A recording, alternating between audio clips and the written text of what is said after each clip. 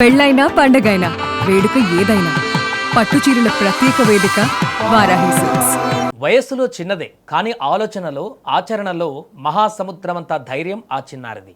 సమస్య వస్తే పెద్దవాళ్లే నోరు మెదపడానికి భయపడే రోజులివి. కానీ ఒక 5వ తరగతి విద్యార్థిని మాత్రం నేరుగా కలెక్టర్ ముందే నిలబడి మా ఊర్లో రోడ్లు బాగాలేవు సార్ అంటూ నిర్భయంగా ప్రశ్నించింది. ఆ చిన్నారి వేసిన ఒక్క అడుగు జిల్లా అధికార యంత్రాంగాన్ని కదిలించింది. నిర్మల్ జిల్లా భైంసా పట్టణంలోని న్యూ సంతోషిమాత నగర్ కాలనీ. ఇక్కడ చదువుకుంటున్న 5వ తరగతి విద్యార్థిని శ్రీదేవిక తన కాలనీ పడుతున్న ఇబ్బందులను చూసి చలించిపోయింది.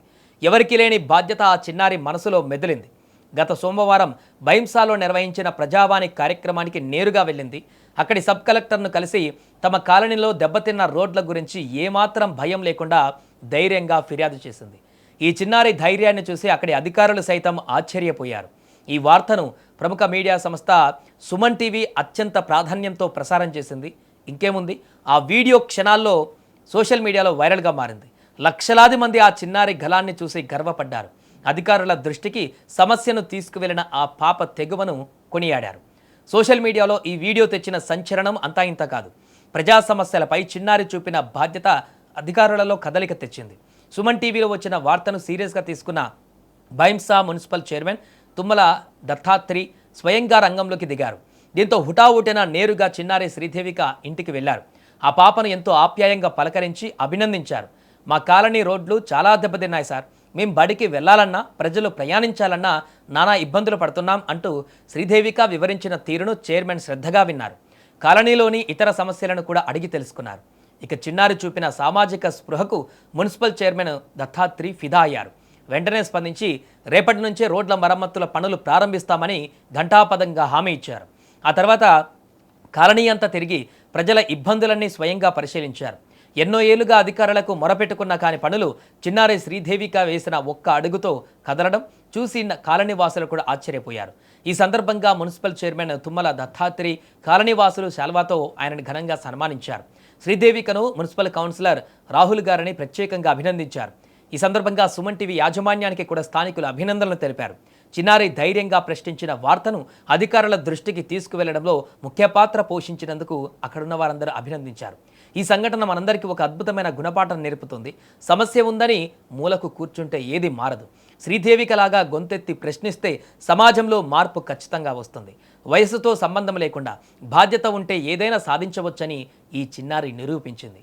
శ్రీదేవిక ధైర్యం భవిష్యత్తులో ఎంతోమందికి స్ఫూర్తిగా నిలవాలి. ఆ చిన్నారి ధైర్యంగా వేసిన అడుగు ఒక కాలనీ సమస్య పరిష్కారానికి మార్గం చూపింది.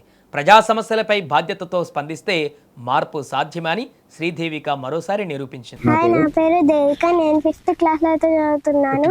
మున్సిపల్ చైర్మన్ గారికి థ్యాంక్ యూ. మా గల్లీకి వచ్చినందుకు వీలైనంత తొందరగా రోడ్స్ వేయడానికి. 7th వార్డ్ సంతోషిమాత కాలనీలో ఏదైతే గత 4 రోజుల ముందు ఒక 5వ తరగతి చదువుతున్న దేవిక పాప ఏదైతే ఆ కాలనీలో రోడ్లు బాగా అస్తవ్యస్తంగా మరి లొందలతో కూడిన రోడ్లు మరియు లైట్లు లేవని ఏదైతే సబ్ కలెక్టర్ గారికి విన్నవించుకోవడం జరిగింది. అది మా మున్సిపల్ పరిధిలో రావటం వలన ఏదైతే గత 2 రోజుల నుంచి వర్షాలు కురవటం వల్ల ఇక్కడికి రాలేకపోయాము. ఈరోజు మరి ఈ కాలనీలో మేము ఈ పాప ఇచ్చిన కంప్లైంట్ను బేస్ చేసుకొని మరి ఈ కాలనీకి రావడం జరిగింది. మొత్తము రోడ్లన్నీ లొందలు గుంతలుగా పడి ఉండడం జరిగింది. 7th వార్డును దృష్టిలో పెట్టుకొని మేము ముందు మరి డెవలప్ చేస్తాం. ఏదైతే పాలకవర్గం మాకు ఈరోజు మీటింగ్ ఉంది. దాంట్లో కూడా ఈ వార్డుకు సంబంధించి దానికి సంబంధించి గ్రావెల్ రూపంలో మేము ఒక 2 లక్షల రూపాయల చొప్పున పెట్టడం జరిగింది. అది ఈరోజు అప్రూవల్ చేసి మరి రేపటి నుంచే మీకు ఈ రోడ్డు మార్గాన్ని నేర్పించి మరి పాప ఏదైతే ఇచ్చిందో దానికి పూర్తిగా మేము న్యాయం చేస్తామని కోరుకోవడం జరిగింది.